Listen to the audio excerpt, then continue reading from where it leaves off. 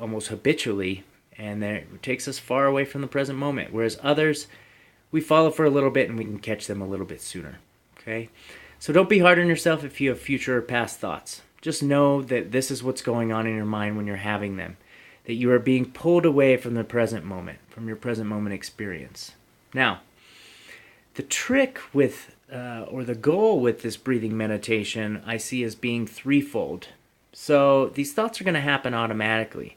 So what we ask you to do while paying attention to your breath, eyes closed, is that when you start to have thoughts of the future or the past, step number one is to notice it. Notice that you're having a thought. Notice that you have been pulled away from the present moment experience and catch it. Okay? Catch that thought. As soon as you notice that thought, catch it right where it is. And do your best to kind of let that thought go.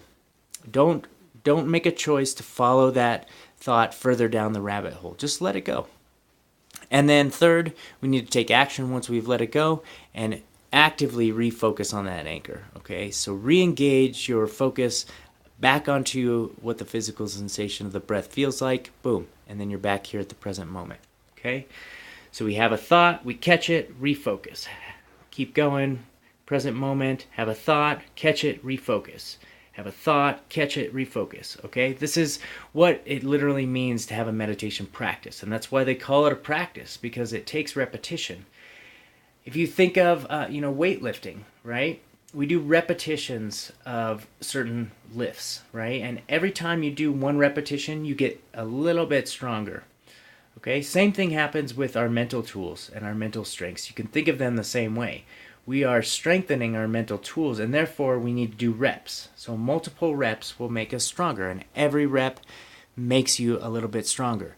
Every time you catch a thought, every time you catch yourself diverting away from the present moment, and every time you redirect it, that's all a mental rep. Okay, so you have a past thought, you catch it, you refocus. That's one rep. Have another thought, catch it. That's 2 reps. Have another thought, catch it. That's 3 reps, okay? And the research is pretty clear on this, that to gain expertise in almost any skill, we need about 10,000 intentional repetitions for this to become a habit, for this to become automatic, and for us to gain any sort of expertise in this, okay? It should be the goal of all of us human beings to gain some level of expertise over our own internal world, our minds, right?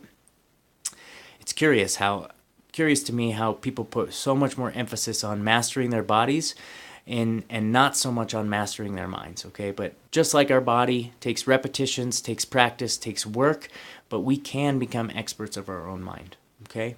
So all these reps count, and maybe in the passing of a 10-minute breathing meditation, you might do 100 mental reps. You might notice yourself getting distracted 100 times and refocusing 100 times. But don't get hard on yourself, because every one of those reps count, and you are well on your way to achieving expertise of mind, getting closer and closer to that 10,000 repetition goal. Okay? So, along this present moment time, I've noted a couple symbolic representations up here that I think are important. And these sort of represent some of the things that we miss out on in everyday life when we're engaging more of this anxiety or depression mindset. So when our mental space is mostly filled up with distracting thoughts of the past or the future, we miss out on a lot of everyday life. I want you all to think about, how much of your day do you spend thinking about thoughts that are not relevant to your present moment? And if we were to add that all up over time, over one day, just imagine that, over one day, how many hours of your day are you spending not being present, okay? And then add that up over a year, add that up over a lifetime, then we really spend very little time being very present in our life. And how much of our life do we miss because of that? That's sort of what these symbolic representations are meant to display. So this one right here, just a general little rose or a little flower. It's meant to represent the beauty that's all around us all the time. Okay, so the simple little things in life, noticing pretty flowers, stopping to literally smell the roses and recognize and appreciate the beauty of the aroma and the beauty of, what it takes to bring something like that into our reality. So noticing the little things, sunsets, to the changing of the leaves. That's happening right now in Colorado. So make sure that you're stopping and slowing yourself down so that you're not missing all these beautiful reasons that we can be grateful and be happy in our everyday life. Okay, you'll find much more happiness if you're more present. Okay, the second bit of symbol are two little footprints. So this is meant to represent large or major life events that we can miss out on. So, for instance, missing out on your child's first steps, missing out on your child's first words, missing out on big transitions in relationships, just missing out on all sorts of huge transitionary life events because we're being distracted, because we're not present, because we're living in the future or we're living in the past. We're missing the full breadth and experience of some of these magnificent events that happen in our life. Okay, what a shame. So this third symbol is a dollar sign, and it represents missed opportunities to improve our financial situations, missed opportunities to improve our career or our education or our status in life, just missed opportunities in that sense, okay? We miss a lot of open doors and opportunities by not paying attention, okay? The more we pay attention to what's going on right around us, the more we're going to notice when these doors are open. And lastly, this little smiley face symbol just represents general happiness. That when we're not in the present moment, oftentimes we miss just everyday reasons to be happy, okay?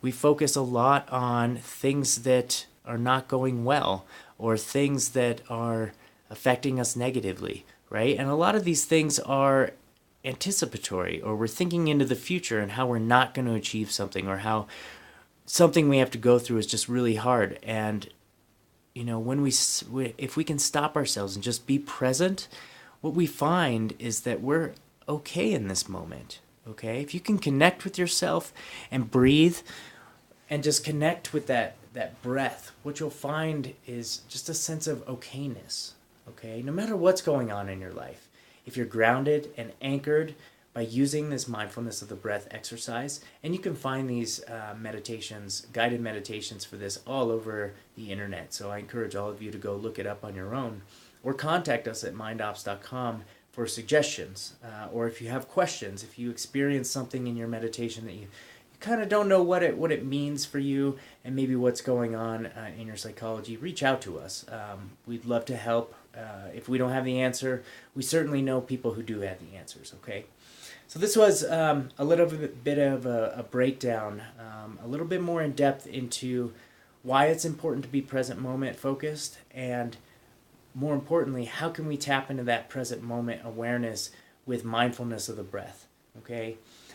The thing I like about mindfulness of the breath is that the more we improve our skill set in this area, which is a training ground for the rest of our life, if we can improve our mindfulness skills in these safe meditative spaces, then we're going to be able to affect positive change in every other area of our life, which we can't say about focusing on some other areas of our life. For example, if we focus all of our attention and energy on our work life, are our other lives going to benefit, or are other parts of our life going to necessarily benefit from that? Is our family life going to benefit from all the time spent at work? Maybe financially, but maybe not in a relational sense, because you're being pulled away from your family, okay? Is devoting all your energy to your work going to help you in your athletics? Well, not unless your job is athletics, okay? So think about these things.